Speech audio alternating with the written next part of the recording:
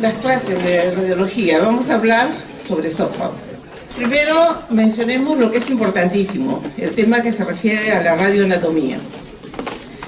Conociendo bien ese punto de la radioanatomía, vamos a determinar si las imágenes que estamos observando son patológicas o no.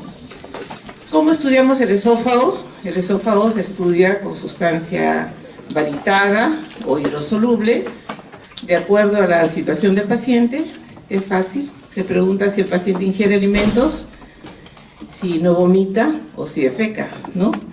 Y si no tiene signos que nos indiquen obstrucción, nosotros podemos usar el bario, porque si el bario se acumula en el abdomen, forma varilomas, que si el cirujano trata de operar y sacar la obstrucción por un conglomerado de bario, le va a producir al paciente una peritonitis química, que es peor que una peritonitis infecciosa, porque si el bario se esparce en el abdomen, va a producir múltiples adherencias que nadie lo salva.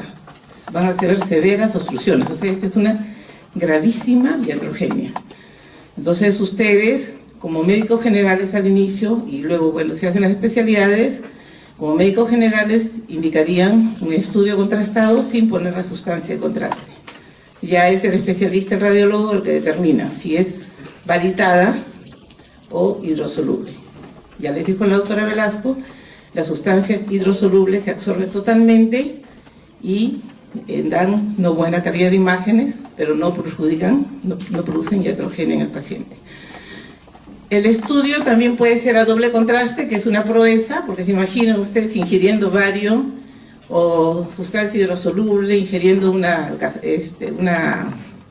sal de Andrews en polvo, ¿no? que sienten que ya vomitan. Realmente es una proeza sacar el estudio a doble contraste. Pero también lo podemos hacer, ¿no? Si las condiciones del paciente lo permiten, ¿no? En el estudio, los estudios contrastados, tenemos que hacer dos cosas fundamentales. Tenemos que disociar, entonces hay posiciones determinadas donde disociamos el esófago. Ahora vamos a ver que una incidencia frontal no nos sirve porque se superpone la columna, el corazón y todo, el mediastino. Entonces tenemos que voltear al paciente, como lo ven acá, en lateral, y podemos disociar muy bien de la columna y el corazón. En frontal, dada la cantidad de bario, me ha permitido ver, pero una buena toma es un oblicuo anterior izquierda, o sea, oblicuo anterior derecha, porque lo que tengo que hacer es separar el corazón de la columna y que permita ver el esófago, ¿no? Entonces, esas son las claves en radiología, disociaciones y qué contraste uso. Es mejor una radiografía un estudio radiográfico de esófago en bipedestación, es más fisiológico. Pero si las condiciones del paciente no son adecuadas, podemos tomarle decúbito, ¿no? Entonces preferimos bipedestación. Entonces, en la serie gastrointestinal, que ustedes van a ver de aquí para adelante, y sobre todo lo que se refiere a estudios del tubo digestivo, vamos a ver eso, qué contraste uso, qué posición pongo al paciente y si va a estar de pie o de cúbito. Entonces, así es como yo tengo que efectuar la lectura. Leer si mi paciente está de pie o está echado, porque el juego de bario y aire va a ser diferente. Entonces, en eso tengo que fijarme. Bueno, y algún otro detallito que les voy a decir luego, ¿eh? Entonces, ¿qué tenemos que reconocer acá? Las estrecheces. Hay una estrechez muy alta, que es más o menos a nivel de C6, C7. Es una estrechez cervical, que es a la altura más o menos de la hipofaringe. Hay otra estrechez torácica, que está entre T1 y una estrechez torácica que está en la parte distal, torácica es a nivel de donde les he puesto acá, ya, es a nivel de C6 a T1 más o menos. Y hay una estrechez distal que está a nivel del cardias, distal, ya casi en el esófago abdominal. El esófago es un tubo que tiene tres porciones. Una porción cervical que es muy pequeñita. Hay una boca que dicen que es la boca de Killer, donde realmente va a empezar el esófago, que es esta altura, porque la encrucijada, la faringe es más alta y nosotros muchas veces la podemos representar. Entonces, el esófago cervical es pequeñísimo, ya donde empieza la apertura torácica empieza el torácico, el esófago torácico, que es más extenso, y el esófago abdominal es también muy estrecho, que es la zona donde el esófago atraviesa el diafragma y ahí se une con el estómago, ¿no? Entonces, son 3 porciones del esófago: cervical, torácica y abdominal, y 3 estrecheces fundamentales, como les he puesto aquí en el texto. Pero eventualmente nosotros podemos ver una estrechez aquí a nivel de la aurícula izquierda, ¿no? La ven bien la muesca. Entonces, ¿qué características tienen estas estrecheces? Estas estrecheces tienen concavidad posterior, como ven muy bien acá, y concavidad izquierda. Esto nos va a ayudar de perlas cuando queramos ver un anillo vascular, porque los vasos a veces tienen disposiciones aberrantes y la estrechez se va a hacer en el otro lado. Entonces, fácil, si a un estudio de una serie esofágica, un tránsito esofágico, podría determinarlo. Si el estrechez está de concavidad posterior, otra sospecha de que pueda ser parte de un anillo vascular, ¿ya? Entonces, el estudio esofágico también lo podemos realizar mediante la tomografía, donde reconocemos justo por delante los cuerpos vertebrales. Acá lo ven como un anillo y este es un esófago que tiene aire. No siempre el esófago tiene aire. Ustedes saben que el esófago es un tubo virtual, ¿no? Entonces solamente en algunos casos normalmente puede también tener aire. Entonces lo vemos como un anillo con los músculos alrededor. Esta misma imagen es más o menos lo que se ve en la resonancia magnética, ¿no? Entonces acá tienen una evaluación clara del esófago con lo que les acabo de decir. Ya, la siguiente. Acá quería enseñarles un estudio esofágico a doble contraste, que ya les he dicho que es dificilísimo obtener, más que nada parte de una presentación teórica. Acá tienen ustedes un esófago en frontal, que sea casi enmascarado, pero es a doble contraste, y está haciendo un nivel acá. Los niveles tenemos que estar muy atentos en lo que es imágenes. Y acá un esófago en posición lateral, donde ustedes pueden ver lo que se llama la mucosografía. Es otro término que vamos a usar en la serie gastrointestinal. La mucosografía va a permitir ver los pliegues esofágicos, que normalmente son de 3 a 4. Acuérdense bien de eso, porque muchas veces tenemos que diferenciarlo de los pliegues gástricos. Los pliegues gástricos que nos van a llevar a la posibilidad de hablar de una hernia, ¿ya? Entonces, recordar estos detalles muy importantes. Ahora, otra cosita que quería enseñarles, por favor, atentos, acá. Esta es la parte distal del esófago y se está viendo una zona radiolúcida acá y una línea radiopaca adyacentes acá de lado. Ya. Las zonas opacas son donde el contraste se ha depositado y la zona radiolúcida es parte del pliegue. Entonces, con esa finura nosotros vamos a tener que leer nuestros estudios, ¿ya? La siguiente, por favor. Esto es una cosa especial, ¿no? Una cosa especial, una malformación congénita a un niñito, donde se le ha hecho una evaluación esofágica proximal y él tiene una gastrostomía, o sea, tiene un orificio en el estómago por donde se alimenta. Entonces, digamos, ¿qué sustancia usamos aquí? ¿Qué sustancia usamos en este examen? Contraste hidrosoluble, por favor. Por supuesto que sí, porque se va a quedar depositado ahí en esa bolsa el contraste, y si es vario nadie lo saca, ¿no? Y si en el estómago tengo la posibilidad de que haga, no sé qué voy a encontrar, no sé, es un problema congénito, pero ¿qué encontré aquí? Un reflujo y el esófago distendido, porque hay una obstrucción congénita, hay una atresia esofágica, es como un cordón el esófago, ya no pasa nada. Entonces acá incluso antes se hacía esto, vamos a volver a hacer estos estudios, se podía medir la amplitud de la lesión, ¿no? Para ver que el cirujano si tenía o no tela para operar, le llaman ellos, ¿no? Cuánto podía distender el esófago. En este caso, el niñito tenía una sonda, es lo que ven acá, porque la sustancia hidrosoluble es feísima, ¿no? Es amarga. El bario sí es más tiene hasta olor a vainilla. ¿Ya? La siguiente, por favor. Ya, vamos a empezar a hablar de otras patologías, ¿no? Ya de tipo, bueno, congénitas o adquiridas. Los divertículos. Entonces aquí ustedes tienen que diferenciar claramente dos tipos. Si es un divertículo de pulsión, Es un pseudodivertículo, está escrito bien claro, y realmente que acá en este momento nosotros deberíamos estar conversando, ¿no? Porque ustedes ya han leído esto, ¿no? Y vamos a reforzar, si tienen dudas, me preguntan, por favor, porque ya lo he leído y está muy claro, ¿no? Y el divertículo verdadero de tracción. Acuérdense, por favor, van a ver varias imágenes. Los divertículos por pulsión son herniaciones de la mucosa y submucosa, no interviene la parte muscular, por eso son pseudodivertículos. En cambio el otro sí, interviene en todas las capas. Acá tenemos un famoso divertículo de Zenker y hay otros divertículos epifrénicos que están en la parte distal del esófago. Los de tracción son producidos debido a alteraciones de la zona periesofágica, sobre todo ganglios inflamados, tractos que jalen el esófago y lo hernien, ¿no? O sea, es como una herniación, se sale. Entonces, estos son los de tracción. Recuerden también que cuando se hace la serie, el tránsito esofágico, ustedes le dan el contraste al paciente y el divertículo es como una bolsita donde se queda acumulado el contraste, ¿ya? Se queda ahí retenido. Entonces, esa es una característica que nos ayuda a hacer el diagnóstico. Bien. La siguiente, por favor. Acá tienen el famoso divertículo de Zenker, ¿no? Que no es tan raro.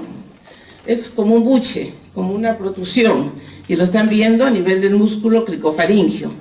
Que se acuerdan que aquí había una estrechez esofágica, y aquí en esta zona está haciéndose la bolsa y a veces es espectacular, ¿no? Son unas bolsas inmensas, y ya se imagina, el paciente ingiere el alimento y toda la comida se le va a esa bolsa, y después lo regurgita como si fuera un estómago más, lo regurgita y en esa regurgitación el paciente se puede aspirar, ¿no? Entonces es muy severo, es de personas mayores, y una cosa fundamental, sí, será esta una pregunta de examen, es posterior, ¿ya? Es posterior, lo están viendo clarísimo. Realmente que una imagen vale por 1000 palabras. Ahí lo ven bien clarito atrás. Pero si el divertículo es anterior en esta zona misma, ya se llama el de Killer. Acuérdense de que Killer es la verdadera boca, ¿no? Porque la boca que tenemos aquí, es una boca que sirve tanto para la parte respiratoria y la parte digestiva. Pero la verdadera boca, la verdadera entrada, es a nivel más o menos de C6, ¿no? Ya, seguimos, por favor. Estos son divertículos por tracción que se ubican en la región media del esófago. Y ya saben ustedes que son por los verdaderos divertículos y por adherencias, ya todo está repetido acá, por tuberculosis, por micosis, inflamaciones crónicas que producen mucho tejido fibroso. Y recordarles también que dicen que se parece a una tienda de campaña, ¿será, no? Ya le dijo la doctora, nosotros a veces alucinamos nombres, vemos. Tenemos que relacionarlo con eso, y igual que los anatomistas antiguos, ¿no?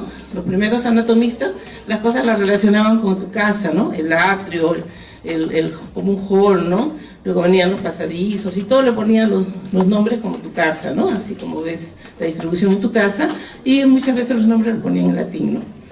La siguiente, por favor. Igual, ¿no? Un divertículo por tracción. Ahí tienen. Miren qué grande puede llegar a ser. El siguiente. Ya, vamos a hablar de otra patología. Esto es muy sencillo, ¿eh? Les voy a enseñar luego con relación a este tema, ¿ya? Pasa la anterior, por favor. La anterior, muy bien. Nosotros vamos a hablar también de lesiones básicas en radiología, en la parte radiológica, esta parte radiológica contrastada, o sea, las series gastrointestinales. Si tú vas a tener una referencia de la columna de Vario, si a esta columna tú le agregas, ¿no? Entonces tú dices una imagen por adición, le estás agregando. Entonces acuérdense siempre que la referencia es la columna de Vario. Le agregas por adición o por suma. Y si le quitas, va a ser por sustracción. Ahora va a depender si el paciente está supino y la lesión está atrás o adelante, por ejemplo, el esófago de esta columna, si la lesión está posterior o anterior, y si el paciente está supino o prono. Entonces, por eso es que tenemos que ver toda esta relación con las posiciones del paciente. Ya, a ver, la siguiente, ahora sí. Entonces, aquí vamos a hablar de unas imágenes que van más bien a quitar pólipos, o sea, estructuras que crecen hacia adentro del esófago. Y estas van a dar imágenes por sustracción.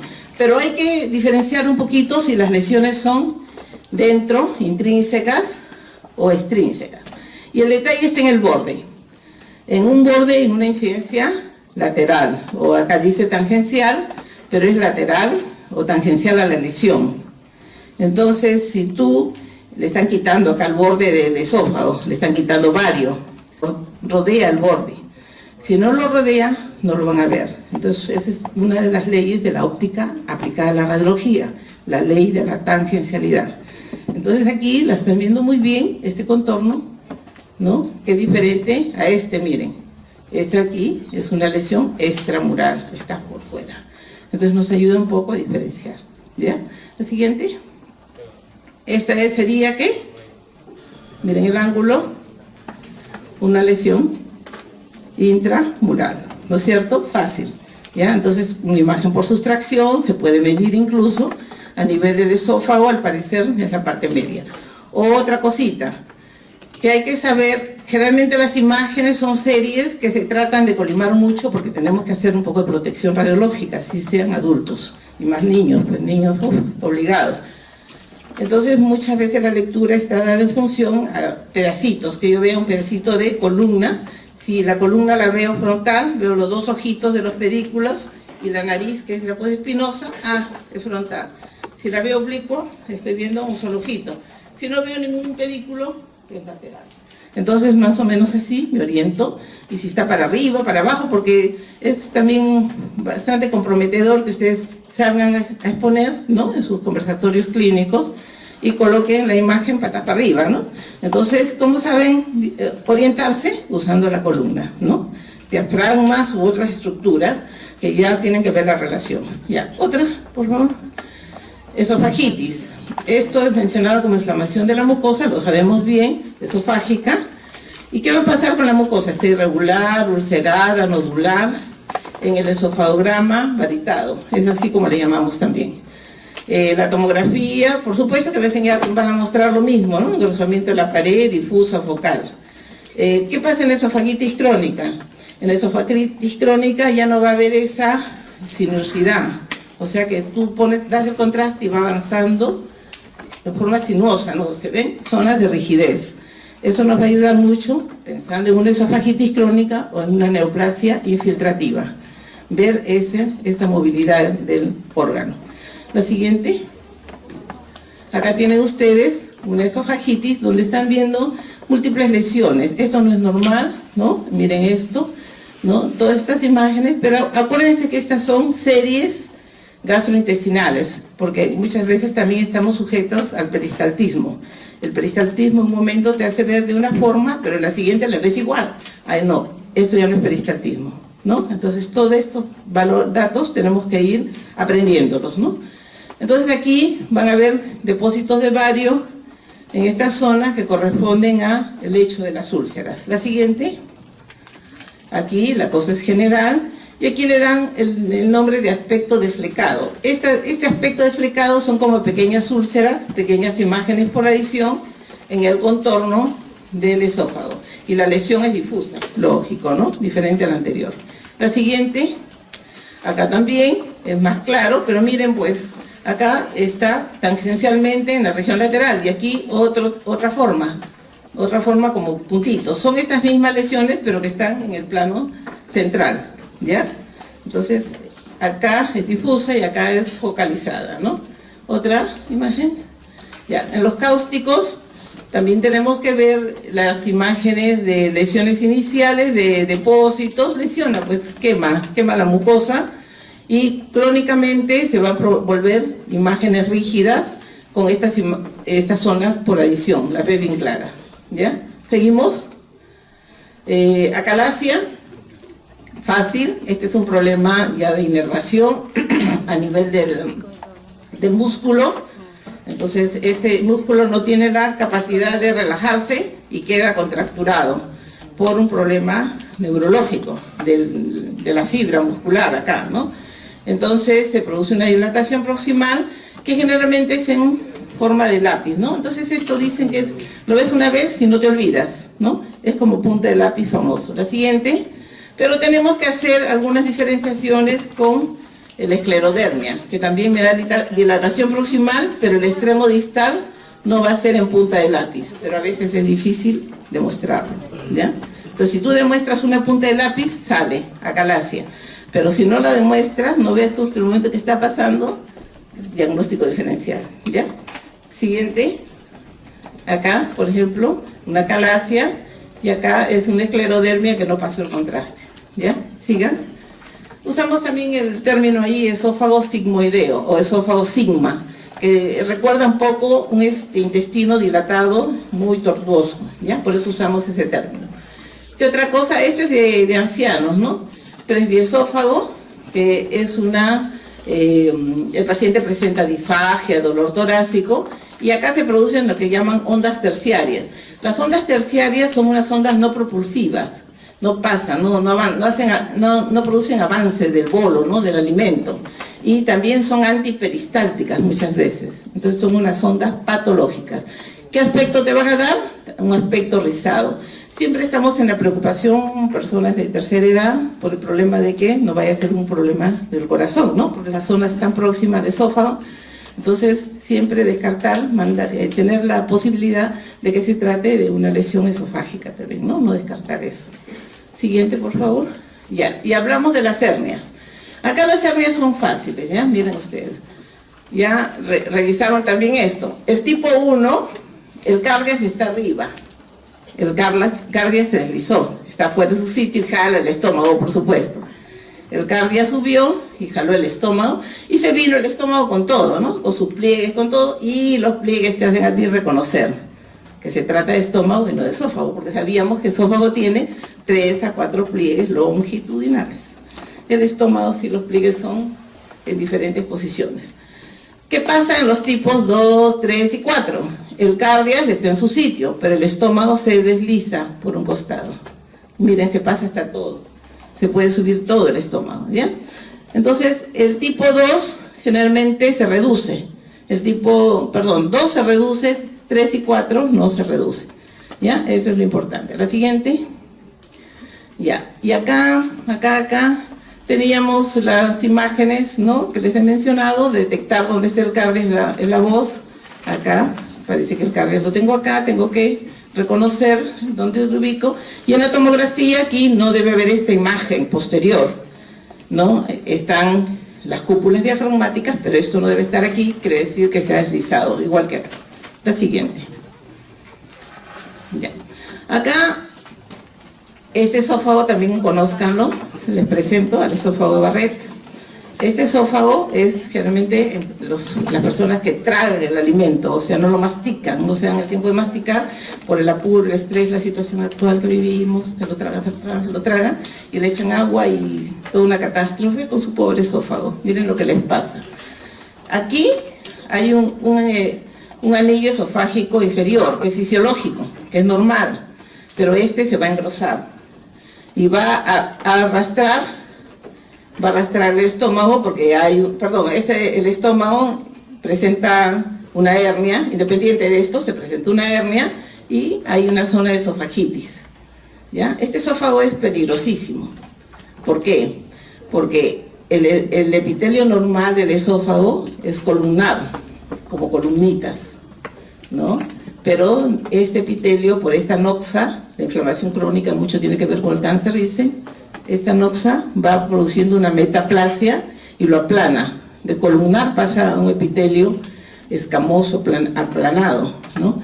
Entonces esto va a degenerar en cáncer y úlceras, ¿ya? Entonces voy a volver a una de las primeras imágenes que no les mostré bien, esa zona distal del esófago, que es importantísima, porque ¿quién no tiene un reflujo? Incluso ustedes jóvenes están con reflujos, los mayores peor. Entonces es una enfermedad muy frecuente por el estrés, la tensión y la mala alimentación que tenemos a veces, ¿no?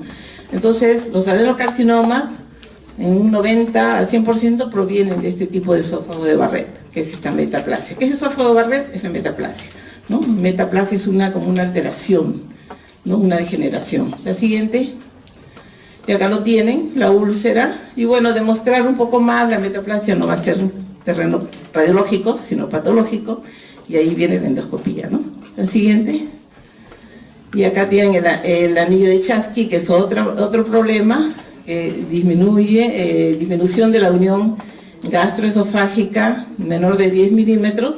Este es el anillo esofágico inferior también, y hay una hernia, y miren qué problemática es esta zona. Acá tienen ustedes demostración de esta proliferación de este anillo. Este anillo normal prolifera y se engruesa, y se acompaña de una hernia, y va a producir lo que se llama el anillo de Chasky. Pero el anillo de Chasky no es tan severo como el esófago de Barrett, ¿no? El anillo de Chasky generalmente se reeduca al paciente, y este es el que tiene, me he equivocado, disculpen, este es el que tiene la deglución así espantosa, ¿no? Que traga el alimento, sobre todo las carnes, y toman líquido para pasarlo, ¿ya? Este es el anillo de Chasky. Se puede corregir mejorando sus hábitos de la persona. La siguiente. Acá tienen más detalles sobre este anillo de Chasky con imágenes por sustracción, ¿ya? Imágenes por sustracción de la parte distal del esófago. Ya disfagia, dolor torácico y sensaciones punzantes es lo más frecuente, ¿ya? Acuérdense, el anillo de Chasky. Y creo que tenía algo sobre cáncer. La siguiente. Cáncer esofágico, los tipos. En el infiltrativo se produce un estrechamiento irregular y estenosis. Es lo que dice el nombre, ¿no? Se infiltra, se mete. Después tienen una forma polipoidea, que ya son masas lobuladas, ulcerativos, ¿no? Que las úlceras los hemos visto en varias patologías, y varicoide. Acá hay que diferenciar con las varices esofágicas. ¿Vemos algunas imágenes? Ya, acá lo tienen, ¿no? Un cáncer esofágico. Es irregular la imagen, miren, les recuerda un poquito lo que van a llamar más adelante el mordido de manzana, que lo vamos a ver luego mejor. Pero miren cómo hacen imágenes por sustracción, distorsionando toda esta zona, y por supuesto que produce estrecheces. Y acá tienen ustedes una imagen del esófago distal, donde la pared ya no es un fino anillo, sino es una gran pared, ¿no? Engrosada, que está reduciendo la luz esofágica. Siguiente. Y acá tienen otro, ¿no? Ulcerativo, heterogéneo, con un patrón no regular. Y acá es múltiples imágenes por sustracción, ya lo saben. Múltiples, no van a ser pólipos, múltiples en toda la extensión del esófago. Y si fuera unas hernias esofágicas serían distales nomás, pero acá es todo el esófago, me hace pensar más en la posibilidad de un cáncer, ¿ya? Creo que es la última, pero quiero enseñarles una. Acá tienen otro, polipoidea extenso, ¿no? Que es muy claro. Realmente la patología de esófago es que tienen que tenerlo en mente, reconocer imágenes generales que van a ver a través de toda la... Quiero ver la segunda imagen, por favor, retrocede. Que van a ver a través de toda el segmento, ¿no? El tubo digestivo, que se replican, imagen por adición, por sustracción, cómo está el peristaltismo, se distiende, no se distiende, se retiene. Retrocede, por favor. Retrocede. La segunda imagen, vemos rapidito, ya para despedirme, ¿eh? Esta de acá, por favor, ¿eh? Eso es lo que me olvidé decirles acá, hablarles de esta zona distal, que como han podido ver ustedes como corolario, es una zona demasiadas alteraciones patológicas en este nivel. Lo primero se ve acá como una pequeña impronta de la aurícula izquierda, acá, una pequeña marca que deja la aurícula izquierda en el esófago distal. En el número 2 van a tener el anillo A, el anillo esofágico superior, el 2, y el 3 va a ser el inferior. Este anillo esofágico inferior es el que se desplaza cuando hay el problema del problema de Chasky, ¿no? De la estenosis por engrosamiento de este anillo, ¿ya? Y entre el número 2 y el 3 hay un área que se llama la ámpula frénica. La ámpula frénica es una zona normal, es una dilatación, como una ampolla, por eso dicen ámpula, ¿no? Frénica, de diafragma. Y esta zona de la ámpula frénica, por supuesto que tiene pliegues esofágicos. Si ustedes ven ahí pliegues gástricos, ya pueden pensar en una hernia. Entonces, estamos en el anillo esofágico superior, el anillo A, el anillo B y la ámpula frénica entre las dos. Ya en el 5 van a ver el diafragma y el diato. O sea, el diato es el hueco por donde pasa el esófago. Luego vamos a tener en 6 los pliegues de la mucosa esofágica todavía, porque en 7 está la unión esófago-gástrica, le llama la línea, en 7 la unión esófago-gástrica le llama la línea Z, esta. Justo es donde se une el esófago con el estómago. Y en 8 van a tener el diafragma, el resto del diafragma, y en 9 van a tener el fondo gástrico, acá. ¿Ya? Esto es para que recuerden que esta zona tan trascendente, la vieron, ¿no? Tenemos el esófago Barrett, el anillo de Chasky y los problemas de algunos divertículos epifrénicos, que son acá, frénico es diafragma, en esta zona, ¿no? Yo creo que eso es todo, ¿no? ¿Alguna pregunta, por favor? No sé si tienen alguna pregunta.